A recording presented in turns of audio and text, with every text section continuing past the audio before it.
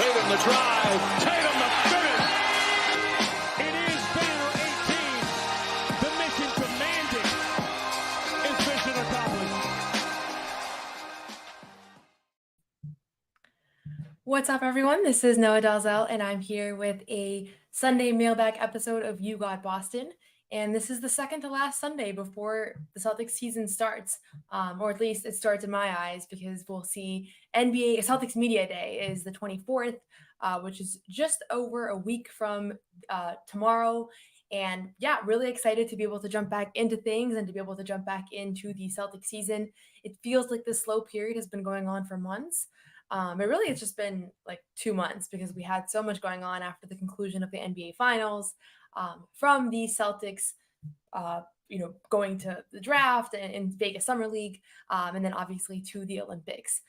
So for those of you that don't know me, my name is Noa Dalzell, and I am the host of this show, You Got Boston. I also cover the WNBA for SB Nation, and cover the Celtics for Celtics blog and for CLNS Media. And I'm officially on my second year of covering the team. Last year was my first year on the beat, and it was a lot of fun to cover a team that I've followed my whole life, win the championship my first year doing this work. So this is an opportunity to answer questions, so feel free to throw in any questions you might have in the chat, and I have a couple things that I'll share off the top in the meantime. The first thing I wanted to mention was the fact that you probably all have seen there's been a big media tour that Jason Tatum has been on.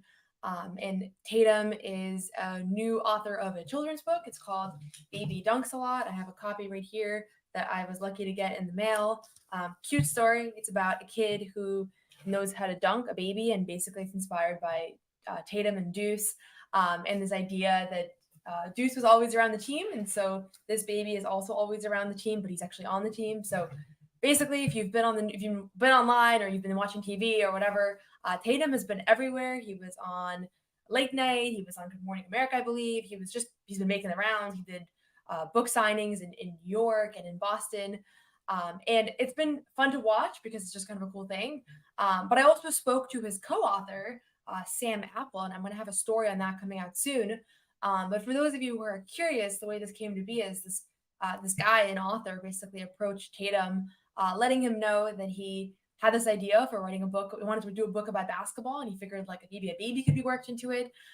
And so Tatum and Tatum's team was all excited about it. They met, and they kind of got this idea together. But the thing that he told me that was kind of funny was that Deuce was a big part of putting this book together and just kind of influencing pictures and all that, and making illustrations. So I'll have a story and kind of the behind the scenes of how that came to be. But in the meantime, yeah, we're a week away from everything kind of getting started. Another thing that happened this week that I just saw, I obviously wasn't there, but Al Horford received a very high honor in the Dominican Republic, the country that he's from. He's the first ever NBA player to win a championship from the Dominican Republic. So he was awarded a high medal of honor from the president, and Joe Mazzulla was there. Assistant coach Tony Dobbins was also there. So that was pretty cool. And then other than that, I mean, we're just starting to see players re-entering the practice facility. Lonnie Walker has been posting every single day that he's there. Jaylen Brown is officially back in Boston and working out. And a lot of the young guys have been here for a couple of weeks. So it's just a matter of time before the full team is here next week. But yeah, in the meantime, you can kind of see everybody's finishing up their ventures. Sam Hauser had his kids. So those are just some of the updates that we're just seeing across the board. But for the most part, yeah, nothing substantially new, but we're still going to do these Sunday mailbags just for any questions that people might have. And I will start with a question about, do you think the Sixers/Knicks can actually pose a threat to the Celtics? This has been a common discussion point. I think it's just a natural part of the offseason, is wondering whether or not particular teams can overthrow the Celtics team and win the championship next year, or at least eliminate the Celtics. And I do think the Sixers and the Knicks are probably two of the teams that are most in the mix right now to be able to actually advance in the East. Outside of Boston, I would add Milwaukee. I think Milwaukee's being a little underrated just because everything kind of went wrong for them last year. I also do think the Pacers are being underrated. Like Mazzulla was on Locked On Celtics a couple weeks ago or a week ago, and he said the Pacers were the hardest team that they faced off against this past playoffs. So certainly we saw that as well. And I think that people are kind of forgetting about the Pacers, and they're only going to be better. I think it's a young team.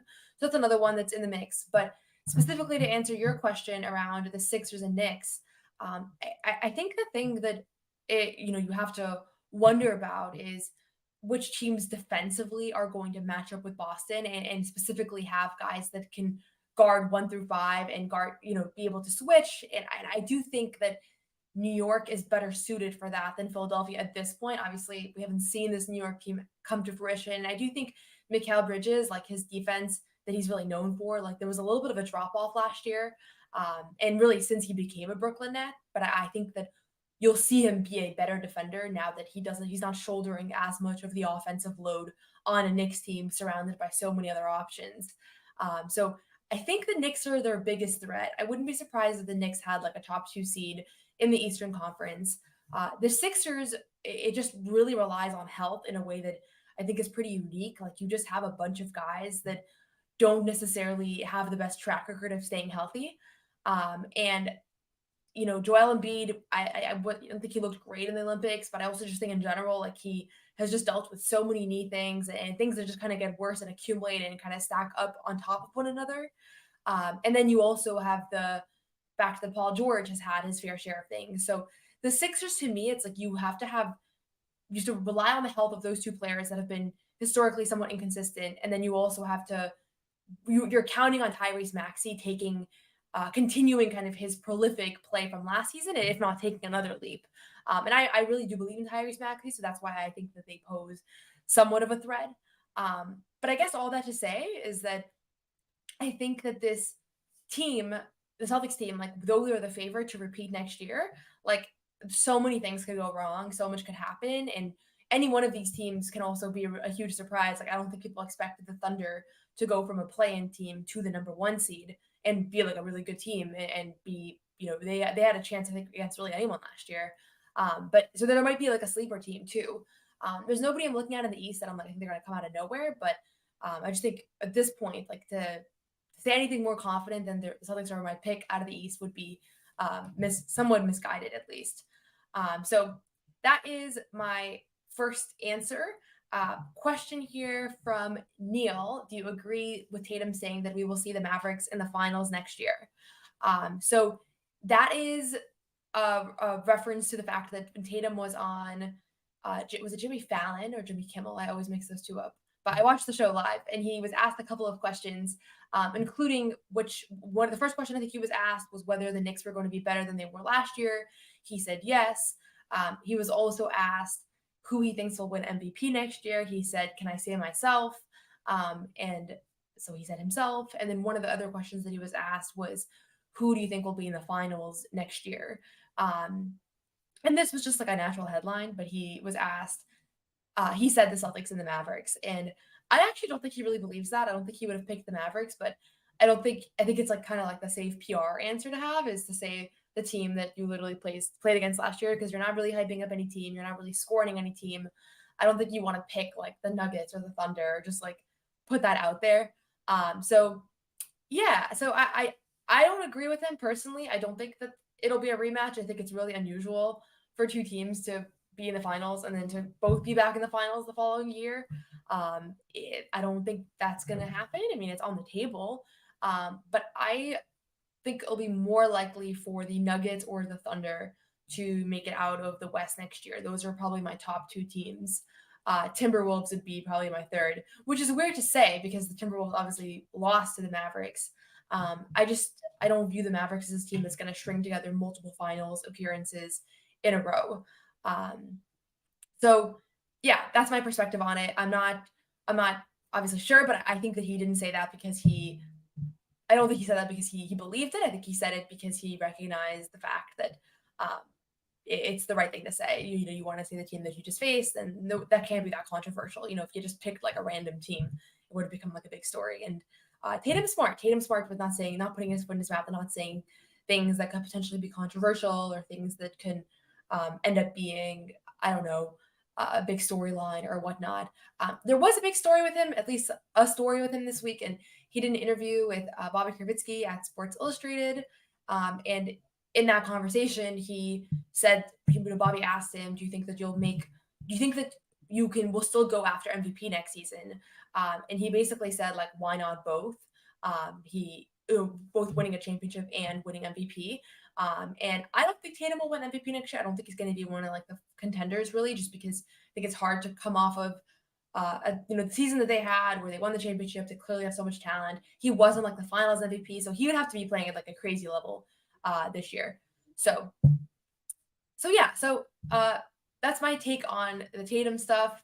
I'm really curious. I think I'm the most curious about, I think, for early in the year is just seeing how Tatum is going to fare with the shooting struggles, because I feel like that became such a big story during the postseason, shooting 20% from three, and then obviously not hitting a jump shot in the Olympics. Again, really small sample size, but that became a big thing as well. So I would love to see him come out of the gate and just be shooting well. I think that would be great for his confidence. I think that would be great for the media, for us not to have this as a storyline to talk about and not to build it up even more. And I just hate watching guys that are good shooters just go through prolonged stretches of not being able to shoot, because I think that it's kind of a tough watch. And then also you don't want to start wondering if defenses are going to play him worse or play him differently. Like, I would hate to see him be left open purposefully as a 3-point shooter, because he's been shooting 20% all season and last playoffs, and it's getting to the point where teams are trying to pick their poison. So yeah, that's my perspective on that. Got another question here. Not a Celtics question, but do you think that people are letting the Heat fly under the radar? Yeah, definitely. And I'm guilty of it as well, because I just went through a bunch of teams in the East and I didn't even mention them. And I wouldn't be surprised if the Heat are in the conference finals again next season, because history has shown that Jimmy Butler and the Heat, when he's available, which he obviously wasn't last year, like they're a conference finals team almost every year. And so I think the Heat didn't make a big splash at all, really, in free agency via trade. They're really just counting on their young core getting better. And they're counting on guys like Jaime Jaquez, who was a phenomenal rookie, taking kind of an additional leap in their second year. And I think they're mostly counting on health, honestly. Like if you watch Pat Riley's post-game presser or postseason presser last year, he talked about, Tyler Hero and guys just not being available and really needing health and availability to be the priority. And it's tough because those kinds of things, it's like, you don't have, you can say that, but if guys are injured or something freaky happens, like you can't control that. So I think the Heat's it's gonna rely on like a couple guys taking a leap. It's gonna rely on people staying healthy and like Jimmy Butler playing, 70 games and not, less than that, and Tyler Hero being available for much of the year. And, they're going to need to be operating like at their best. They don't have as much margin of error as some of the teams that I mentioned, or even the Celtics. Like, Celtics can afford, I think, Porzingis missing a big portion of next year. And even so, I think they're going to be fine. So yeah, I think with the Heat, like my guess, if I had to guess, I think I have them in the 5th or 6th seed next year. I do think they're going to surprise some people a little bit. Like I think people are just kind of forgotten about them because they were a first round exit. But again, they were first round exit against the team that beat everybody in 5 games, right? So like one of the funny things from last year is we had like the Cavs coach, David Bickerstaff was fired after that series. And it wasn't just for that series, but like ultimately that team, if they had the same outcome as any other team that played the Celtics. So it didn't reflect that poorly on you last year to lose to the Celtics in 4 or 5 games, because literally everybody did it. But yeah, I think the Heat, if Jimmy Butler was available, maybe it would have been a longer series. Probably if they had full health, they wouldn't have been the 8th seed and they would have not had to face the Celtics in the first round. So a lot could have gone differently. Mazzulla likes to talk about how all it takes is a couple plays and the outcome can be completely different of a series. Like he said on Locked On Celtics that he thought the Pacers series should have been a 7-game series. And obviously it was a 4-game sweep, right? So those kinds of things can make a big difference as well. Not a question, but I think this is a good comment from Neil. I feel like the addition of Thompson will spread the floor more. I can see the Mavs running it back, but maybe Klay is still rusty. So I do think Klay Thompson is a huge factor, whether the Mavericks are going to be a finals or a championship contending team again. It was so obvious in the finals that they were lacking a couple of like real scoring threats, and a couple of guys that have been there before, that the moment wasn't too big for. And the Celtics game plan was they figured out, we're gonna let the role players shoot. Like we like our chances with some of these other guys, and they didn't capitalize, right? And I think that could have backfired if one of those guys had gone on a hot shooting stretch. Like I remember when the Celtics played the Thunder during the regular season, like Josh Giddey all of a sudden was just like hitting his threes and they lost that game. But I think that the Celtics went back to the drawing board and would have run it back and done the same thing if given the opportunity, because ultimately, like Josh Giddey's not a great shooter. And so you got to go with the math. And I think Thompson would have changed the game plan and maybe would have opened things up for other people, because now you have to respect his jump shot, especially as a catch and shoot player. Like I think with the Warriors at points last year, he was doing a little bit too much. He was kind of looking to be the secondary scoring option. There weren't the threats the Kyrie Irving and Luka are on the floor alongside him. And so, yeah, I think Thompson's going to have a good year next year. I think people are going to be a little bit surprised. But I don't know that he defensively, like I worry about a team that has Kyrie Irving, Luka, and Klay Thompson all on the floor at once. So what he adds on offense, like just at this point in his career with the injuries that he suffered and everything like that, like I do see a world where Klay Thompson is not necessarily going to be enough to get this team over the hump. But that being said, like certainly he has the ability to do so if he's at kind of at the highest capacity that we've seen him be in recent years post injuries. And I'm a big Klay Thompson fan. I know that's kind of an unpopular Boston opinion. I just like his game, and I especially liked his game when he was at his prime, when he was able to score 37 points in a quarter, but also guard the opposing team's best player. So we're not going to see that, but I think even a reduced version of that is going to be quite impactful for this team. Question here on the midseason trade deadline. Do you think Brad makes any moves before the trade deadline just as a way to potentially ensure the front court and backup guard spot? Shore up the front court and backup guard spot. So I think the whole idea with the midseason trade deadline is that it's an opportunity for the Celtics front office to say, like, where are we at through the first few months of the season? Kind of a midpoint mark. I mean, it's obviously a little bit past the midpoint mark, but thinking about the year as a whole, it's an opportunity to say, this is what we've lacked. This is what we need. Are there guys like flyers that we signed or players that really haven't panned out that maybe would be better off to send to a lottery team to give them additional minutes, like what we saw with Delano Banton and Lamar Stevens last season? And I honestly didn't think they were going to make a move last season because I felt like the team had, kind of all the pieces together and they had a really special group together, and you never want to bring in somebody that's going to hurt the locker room in any sense. And that's something that we heard quite a bit about last year was they were really worried about bringing in somebody that was going to take away. And so that was a huge priority. And when they traded for Jaden Springer and Xavier Tillman, like part of the fit was the locker room fit and the culture. And I'm sure they talked to lots of people that knew those two guys really well to make sure that they wouldn't be bringing anybody in that was harmful, that could kind of disrupt what they were doing. I think it's going to be a similar situation this year.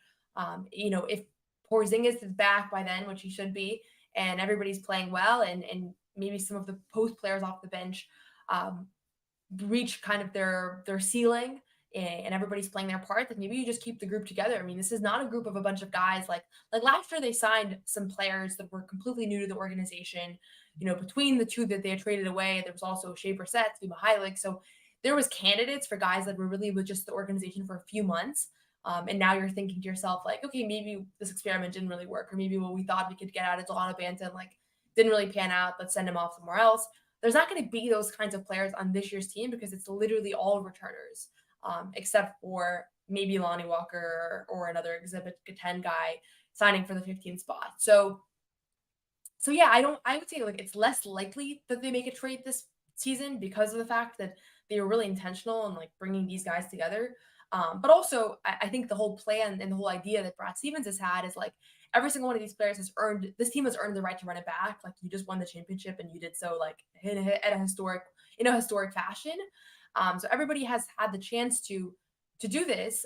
But if they start the year off and they're struggling and all of a sudden like there's a huge issue in the front court, like say Tillman's not playing well and Queta's not playing well and Porzingis needs more time, and like suddenly you're looking at this team and you're thinking to yourself like, okay, we need to get like a more proven front court guy, like a veteran player that's been here before, playoff production, all that. Then maybe you ship out some of the other guys that you can afford to ship out. So I do think the first half of the season is going to be like a trial period. But if I had to guess at this point, I think they're not. Maybe you're going to forego the trade deadline. Though we've seen Brad Stevens likes trades, and he's made some big moves over the last few years. Okay, question here on Nimish Queta. Do you think that he can have a similar role to Robert Williams? That is a tough one. I don't think so. I think that Robert Williams had things about him and his instincts that were honestly very unparalleled. Like, we have not seen many post players with his just features and the things that he was able to do and his timing, his hands and explosiveness. There's obviously a parallel there, and there's a reason why this question was asked, and I've certainly brought this up before and thought about it before. But to say a similar role to Robert Williams, I think that if he can provide a little bit of what Robert Williams provided defensively, that would be a huge win. Because Robert Williams was a help defender that Nimish Queta just isn't right now, because he's just, from a schematic standpoint, I think that he still lacks a little bit of understanding on that front. So I'm going to say no. I don't think that that's what we're going to see next year. I don't think we're going to really see it in his career. Again, Robert Williams didn't really pan out because he was never able to stay healthy and be able to do what he did at a broader level. But it's tough. I'll be curious to watch him for a few games and to see if he gets an extended role, and we can talk about that one further. I think that would be an interesting deep dive. We're going to hear from our friends over at Game Time real quick, and feel free to continue putting in questions in the chat. I love going to events right now. It's football season. Love going to football games, concerts, really any events. Living in Boston, you can just put in any event into the Game Time app, and you can get the best prices guaranteed. Game Time has a new feature called Game Time Picks that makes getting tickets to see your favorite teams play live even easier. Game Time Picks filters out the fluff to show you only incredible deals on great seats, so you don't have to waste time searching through thousands of tickets. So all you have to do is figure out what it is you want to attend. For example, I'm looking right now to get tickets for my family for opening night for the Celtics. So I can search that game in, browse through the seats on Game Time Picks. I can already see there's lots of great deals. There are super deals, different tiers of deals. And basically, as I'm looking, I'm able to actually see what the actual perspective of the court is from that particular seats. I have to make sure I don't want to get them seats that are in the balcony that are too far away. I can see what the court view is going to look like from those seats. So that way I'm able to choose without just looking at a seat number, which maybe doesn't mean anything to me. I'm able to see right away that this is a seat that I want to buy for my family members for opening night, so that they can see the ring ceremony and the banner raising and all that fun stuff. So Game Time Picks makes curation much easier. It makes it easier to save more on sports, concerts, comedy, theater, etc. It's all in pricing, so you can use this feature to see the total upfront price. So there's no fees at the checkout. So the price that it says is the price that it is. You get the panoramic view. You get a lowest price guarantee for Game Time. So if you find a lower price elsewhere, Game Time will credit you 110% of the difference. And there's Game Time ticket coverage. So your purchase is covered with the most flexible customer service policy in the ticketing industry. So take the guesswork out of buying tickets with Game Time. Download the Game Time app, create an account, and use code CLNS for $20 off your first purchase. Terms apply. Again, create an account and redeem code CLNS for $20 off. Download Game Time today. What time is it? Game Time. Okay, so going to continue going on these questions. I got a question here about Patriots Sunday. I don't watch football at all, but I did check what time this game was to make sure I didn't do this live stream at the same time, because I'm assuming there's a lot of people who are very excited to watch the Patriots play. And I'm keeping up just so I'm not like an idiot about it, so I know that they won their first game. I'll check the score for this one. But yeah, I don't really follow other Boston sports much besides for the Celtics. Okay, question. Do you think Jordan Walsh or Jaden Springer will play more? I would say almost for sure we will not see Jordan Walsh this season, just based off the fact, he's still really young, second year in the league. I think he's 19 now, or maybe he just turned 20. And I thought what we saw from him in Summer League was a guy that is still very raw, that still has a lot of room for improvement, and that still leaves a lot to be desired. He seemed like the game was still coming too fast for him. The shot wasn't quite there. And I think right now he's still more of a prospect than an NBA-ready player. So I do think we'll see him play a lot in Maine, and I'll be in Maine quite a bit this season, covering games. I'll be doing some live streams from Maine as well. So if you're interested in seeing some of the rookies, Baylor Shireman, Anton Watson, maybe some of the training camp deal, I think Jay Scrub will be up there as well from last year's 2A, if you guys remember him before he went down. So I think Jordan Walsh will be in that mix, but I don't think we will see him really in Celtics green in Boston at all. Maybe a couple games here and there. He'll be sitting with them on the bench. I think we'll see a repeat of last season for the most part. I thought for a second there that maybe he could play like that O'Shea Brissett role. There's obviously some parallels in their game. But now, after having seen him in Summer League and just thinking about how this roster is shaping up to be so deep, I'm going to go with a no for Jordan Walsh. Jaden Springer is in a little bit of a different boat. He has a couple more years of experience under his belt. I think offensively he's more polished, and I also think defensively he's more polished right now. Saw him play a little bit for the Celtics last year, but also saw him play a singular G League game and a single Summer League game, and he looked really good in both of those. I've talked about this a little bit on here, so forgive me if you've already heard this spiel before, but I do think that Jaden Springer is an NBA-ready player right now. The question is if the Celtics are a team that has a spot for him and for what he's able to contribute. But I would love nothing more than to see Jaden Springer somehow enter this rotation. And I think it'll have to be as a result of Derek White / Drew Holiday getting like full nights off, unless someone suffers injuries, which I don't want to hope for. But I very well could see like some of those guys that played through the finals in June, through the Olympics, get some rest days, and then maybe Jaden Springer kind of becomes a bench backup point guard in those moments, or just a backup guard, and Peyton Pritchard's running the show. So it's going to take like someone to be out of the rotation for a given night for Jaden Springer to play. But I think just given the fact that he already wasn't in Maine last year, he's been in the league for I think this is his 4th year now. It's kind of like this is the year you want to see him play, right? Like you don't want to keep doing this main thing much longer, or this, riding the bench, getting DNPs much longer. And he showed through a limited sample before he was traded to Boston last year, like he was playing in Philadelphia and he was guarding opposing teams' best players, like Steph Curry and Luka, and he did a really good job on those. So I do think that he's proven that he can handle things at the NBA level.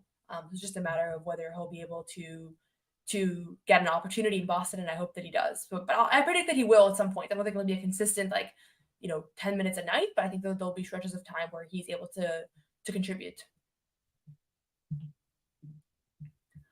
On that note, do you think Peyton Pritchard will have the chance to assert himself more as he matures into the NBA? Yeah, absolutely. I mean, Peyton Pritchard is somebody that they've, Mazzulla and the Celtics coaching staff and front office have already shown that they believe in him. They think that he can really help this team, and they think that he can really be a starting guard in the NBA. And I don't think that it's going to be on this Celtics team because they just have the depth, and they have two fringe all-star players and two of the best defenders in the league. And that's always going to be a place where he has a disadvantage just defensively given his size. But there's going to be more and more of those games where he is playing 30 minutes or he's playing 25 minutes and he's scoring 15 points.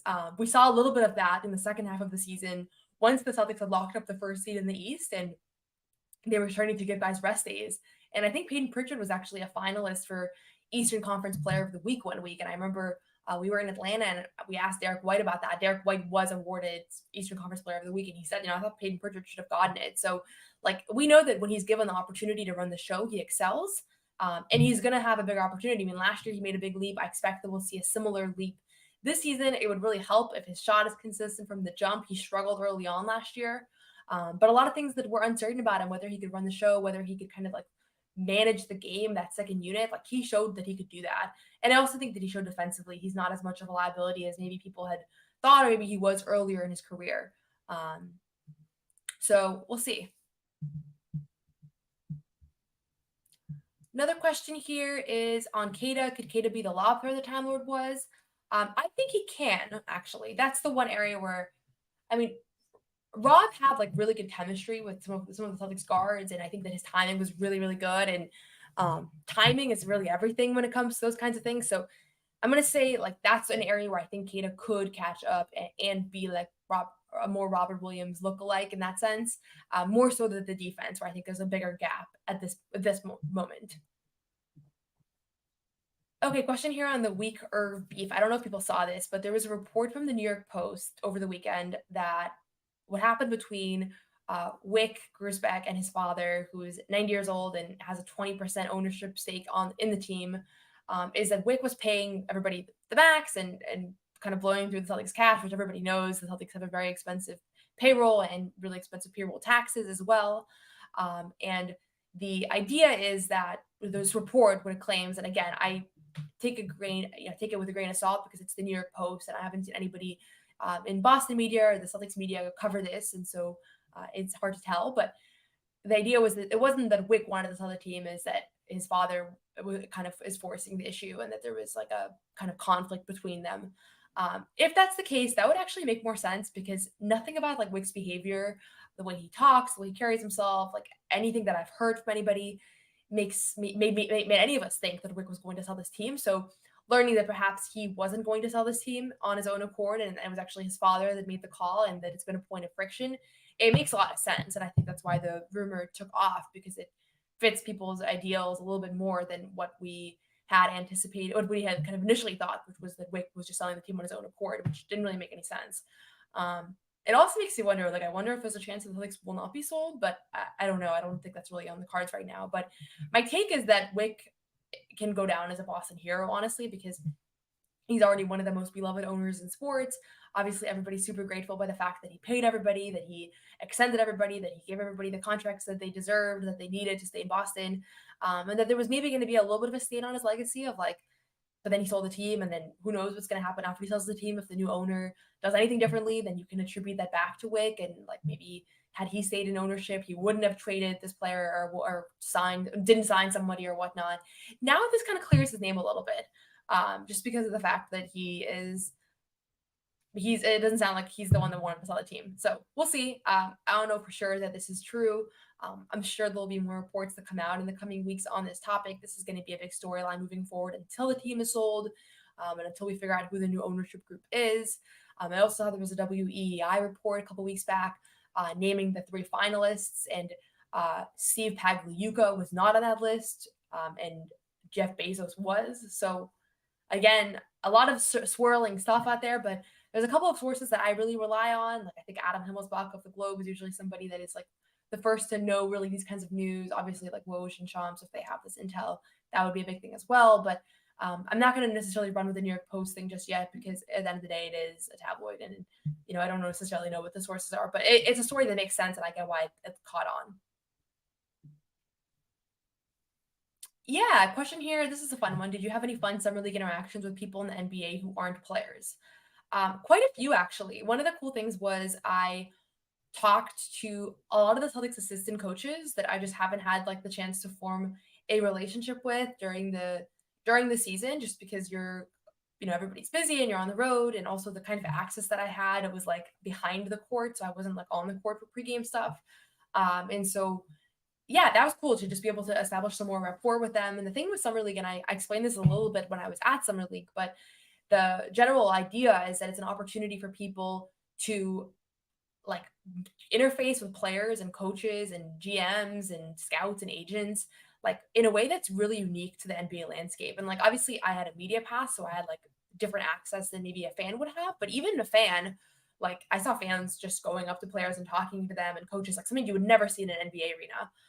So I would say Celtics assistant coaches were like the most fun interactions that I had with non-players at the end, at Summer League. But also I just talked to a lot of scouts and agents and people in front offices of other organizations, and everybody's pretty candid. Like I heard a lot of rumors about things and a lot of stuff that's off the record. But to be honest with you, like the last year when I first started doing this, and I was always like, how do you build sources? Like I feel like people are always like, league sources tell me or whatnot. And I thought to myself, like, I wonder if I'll ever be able to have sources. And I feel like now I have I'm not like going to be the most plugged in person, but I definitely have a better, network of people in different organizations and agents and scouts and people that I am in contact with now. So it was really productive in that sense as well.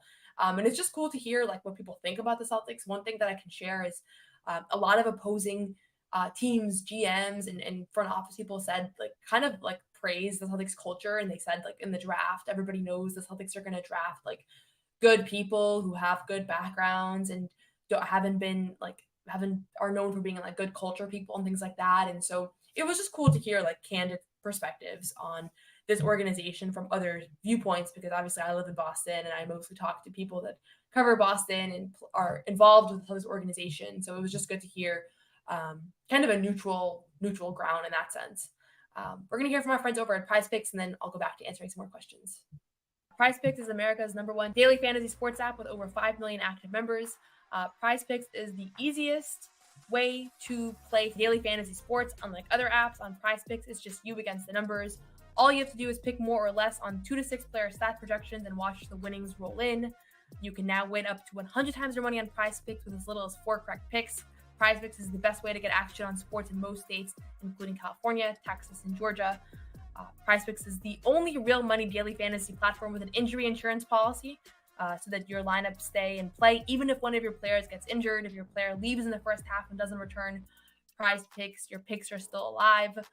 So right now, if you're watching games, if you're watching basketball, different sports, the injury insurance thing, that can be a lot of fun. That has already benefited me in the past as well. So download the PrizePicks app today and use code CLNS and get $50 instantly when you play $5. That's code CLNS on PrizePicks to get $50 instantly when you play $5. You don't even need to win to receive the $50 bonus.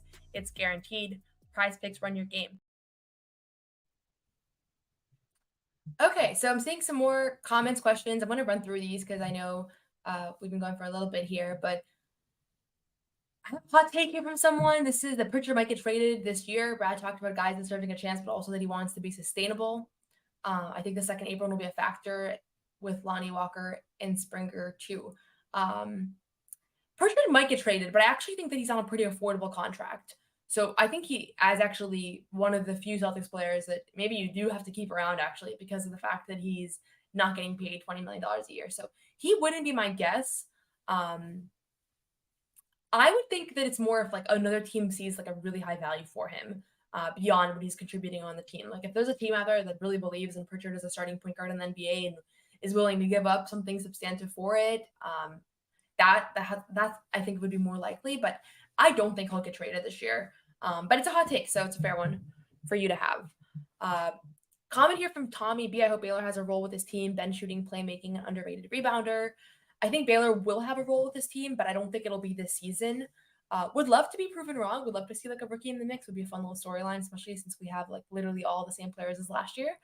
But Baylor at Summer League looked like he was not necessarily completely ready, but that he obviously had flashes of being an NBA ready player and a real contributor for the Celtics team. So I think Baylor will get to the point where he is in the rotation of the Celtics or another team. I think he'll spend most of this year in Maine alongside Anton Watson, alongside Jordan Walsh, alongside, honestly, J.D. Davison. So there's a young core there of guys that have been drafted over the last few years that are a little bit stuck. So I feel for those guys. I think Baylor, even though he's a little bit older, I would be surprised. But again, you never know what's going to happen. Like maybe Sam Hauser gets hurt, knock on wood. Like stuff like that can go, and all of a sudden you have a guy that can maybe be a Sam Hauser light on the bench. So another question about Peyton Pritchard. Can you see Peyton ultimately being the starting guard in the near future?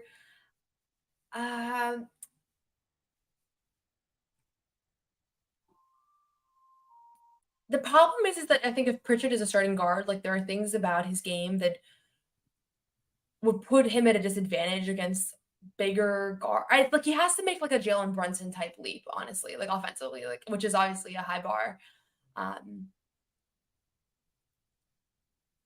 Yeah, I could see him being the starting guard on the Celtics. Like I'm thinking like if Drew Holiday retires or leaves, or if they have to offload his contract at some point because that's a really expensive contract. I'm trying to think like a Peyton Pritchard, Derek White backcourt. You lose them, you obviously lose something defensively, but I think it could happen. And I think especially because I don't think he's at his peak yet and at his prime. And some of you who follow me might know I'm a big proponent of Peyton Pritchard being an NBA All-Star ceiling player. I don't think that he's going to be an all-star necessarily, but I think that's his ceiling. So yeah, it's an interesting question. I'm a little stumped with this one, actually. I'm going to think about that one further.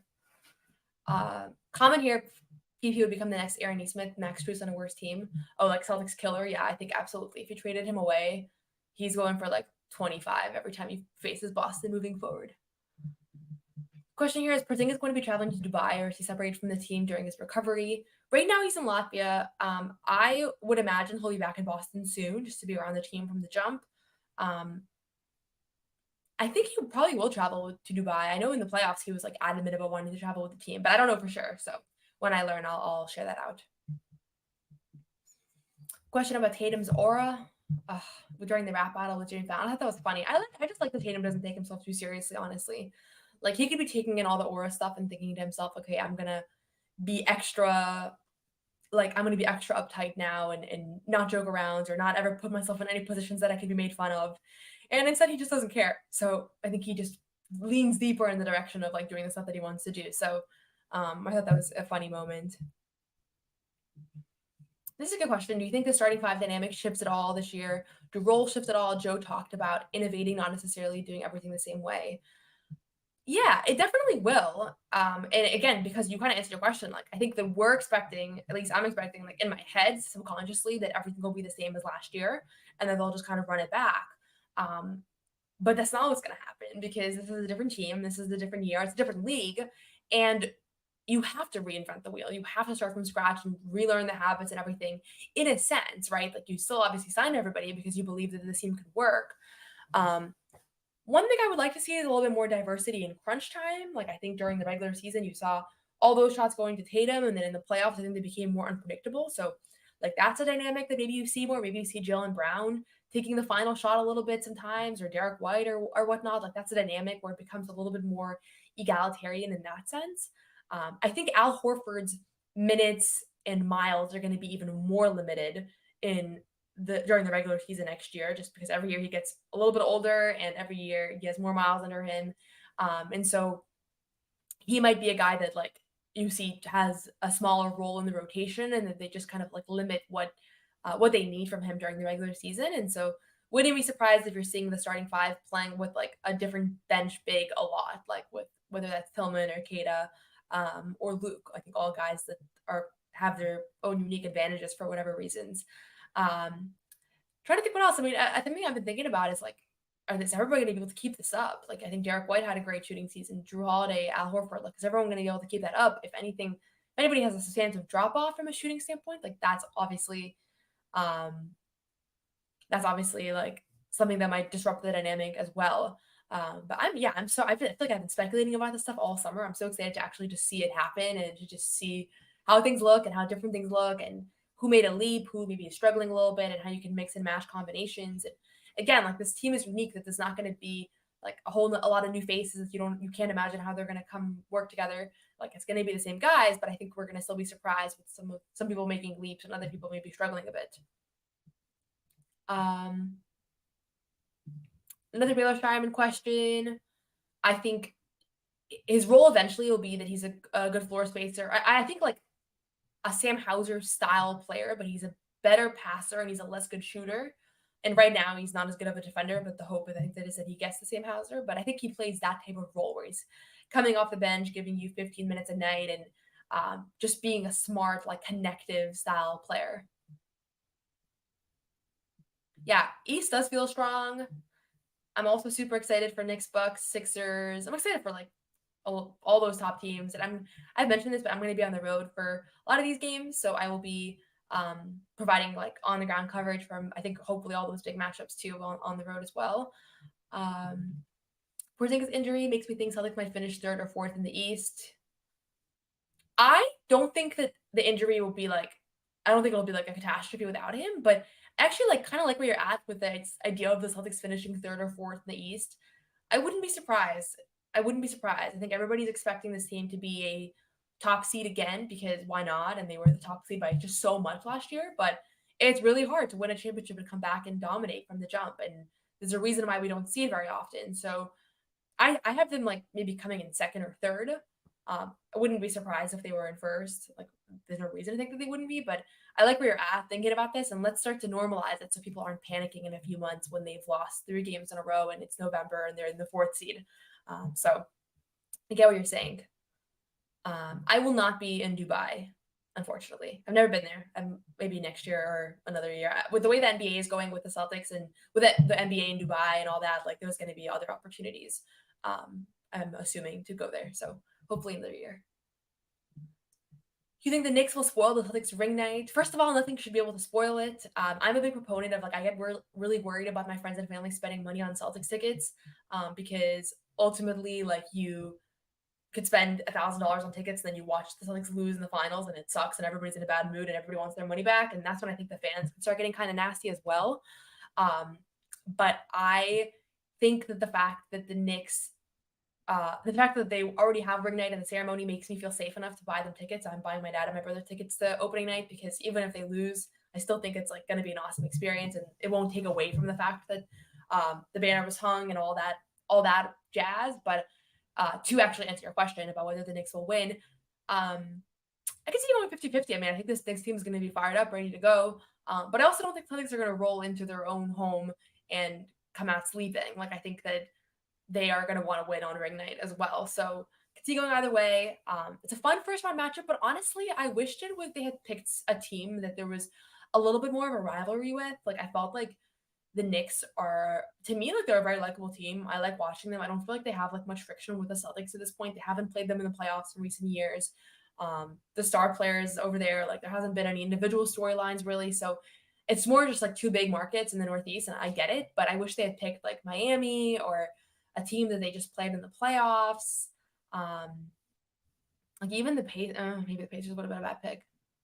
I don't know. I think I just wish it was Miami, honestly. I felt like Miami so obviously the team they couldn't overcome throughout this playoff run, throughout these last few years, and obviously did it this year, won the championship. Like, give me Jimmy Butler and TD Garden. You know what I mean? Like, I think that would have been a better storyline. But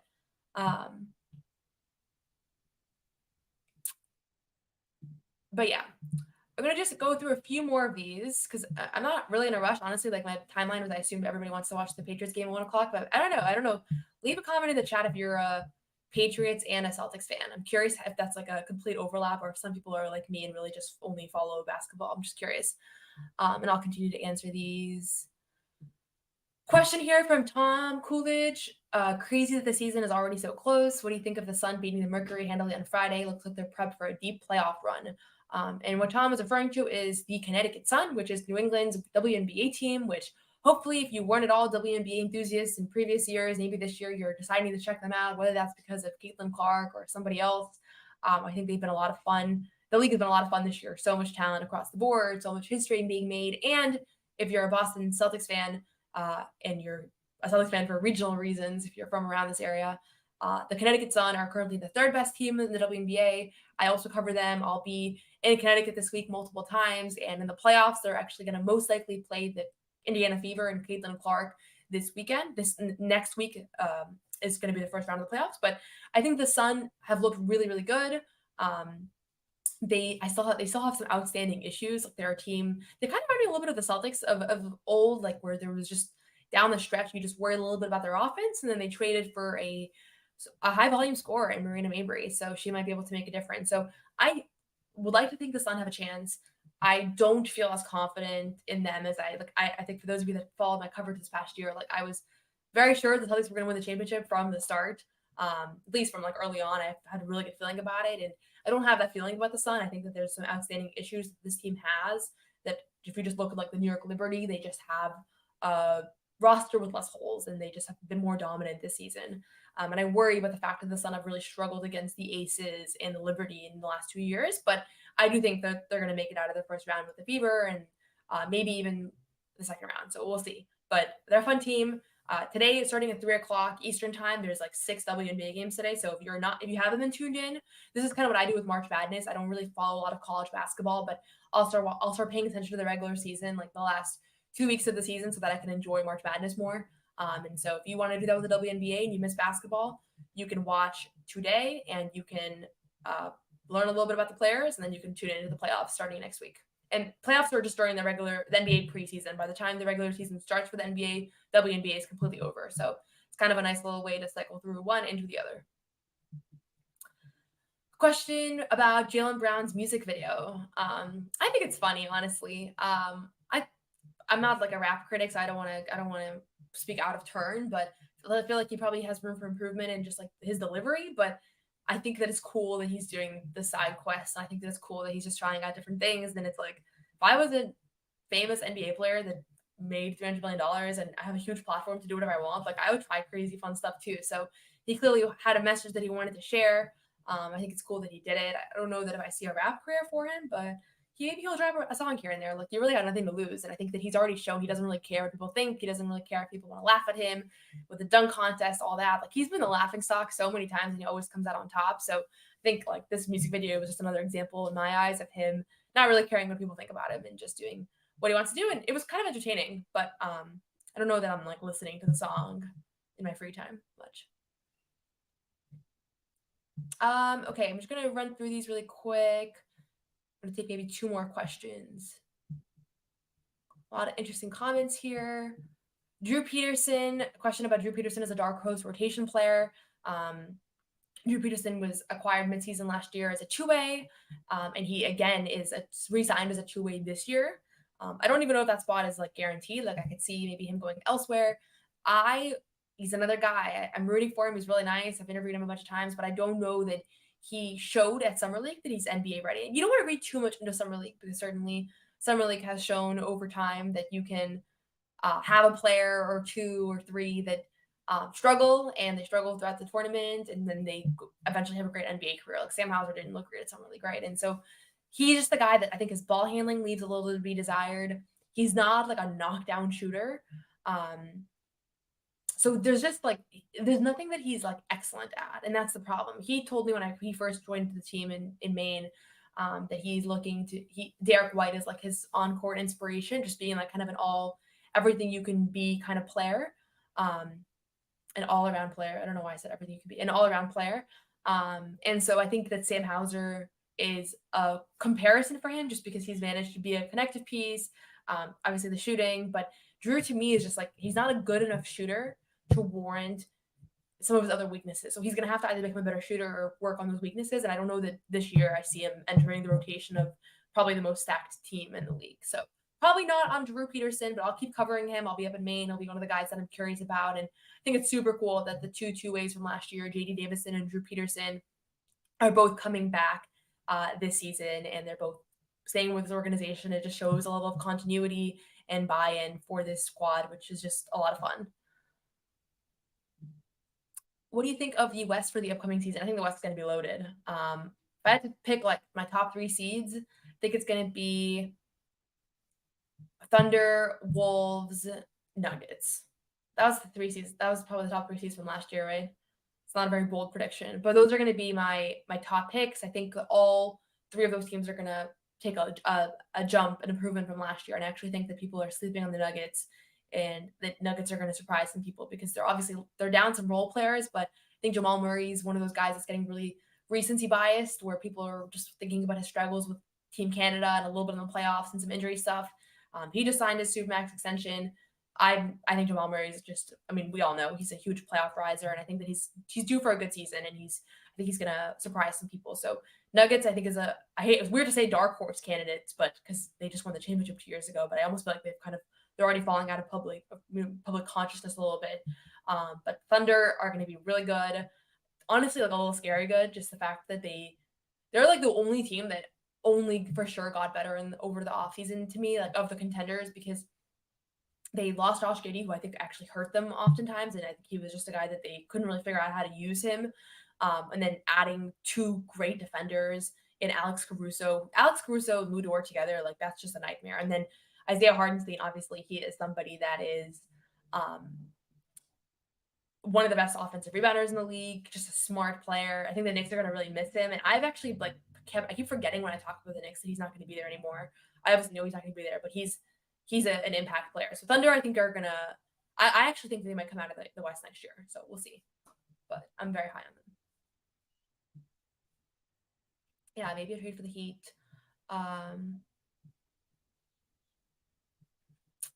Yeah, this is a funny comment. Joe will not allow for complacency opening night. I was just talking a few minutes ago about whether the Celtics will lose opening night to the Knicks. I think that there's going to be a very, very intentional, focused mindset heading into the season about Joe Mazzulla, making sure everybody knows that we are not losing on ring night. Like, that is not going to happen. We're not going to be one of those championship teams that gets their ring night spoiled.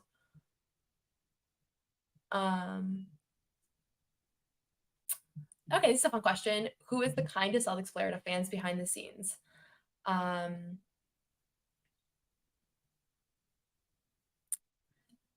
going to start by saying I don't see all the fan interactions, obviously, but what a really good, capture of fan interactions is pregame when fans are lining up for autographs. The player that signs the most autographs is probably Jason Tatum. he doesn't do it like with a ton of warmth. Like he's not really chatting with the players. I think he's like very locked in, and but he does it. He really does it. He'll sign like he'll do it for like multiple minutes in a row. And it's unusual for star players. I've been at away arenas this year where like the security guards were like, "Oh my gosh, like he is signing so many autographs. Like this is crazy." I've never seen our star players do it like this, or like when other star players come in, they don't usually do that. So that's like one thing that stood out. As far as like fan interactions, it's probably Kristaps Porzingis. He's just like waving, smiling, very interactive, very charismatic, very comfortable with the fans, obviously. And then Derek White, I'd be remiss to not mention Derek White. He'll see like a random fan with like a Derek White sign in like the 5th row and like make sure to sign something. So sometimes I'll meet a fan pregame that has like a Derek White T-shirt or has like some Derek White memorabilia or something, and they'll be like, "What's the chances that we're going to meet him?" And I'm like, "Actually, I think if he sees your stuff, he will for sure sign it." And there have been a number of times last year where I was right and I would then see Derek White signing the thing, and I'd already posted the initial fans, so it was kind of like a full story thing. So those 3 guys probably are at the top of the list.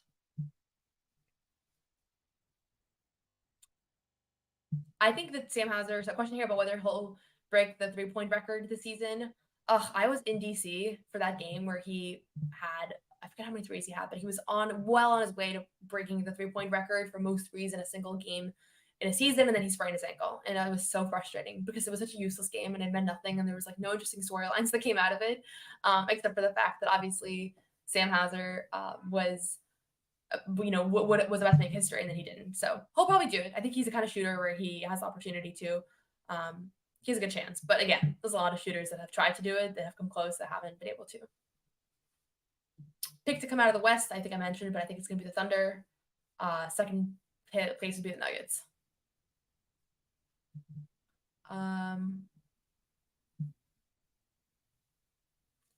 Better rapper, Tatum or Brown? Has Tatum rapped? Oh, he just rapped on the late night show. That was pretty bad. I think we have to go with Jalen Brown there, out of respect for the song. Okay, I'm going to answer this last question. I had to go through most of these, so I was only going to go for 30 minutes, but there were so many questions, so I just decided to do the hour. So I appreciate everybody for sticking with us here. Rookie of the Year prediction. I'm like honestly not the best person to go to for this because I don't follow the college players as much as I probably should, but so I defer to kind of my colleagues that are more draft experts on that. But maybe Zach Edey, just because he's so ready, I think, and like he looked really good at flashes for someone like when he was healthy. It's a question for him is like, can he stay healthy? Like he might be a little unlucky with just the transition, but maybe Zach Edey. I feel like those top guys, like maybe Reed Shepherd. I don't know.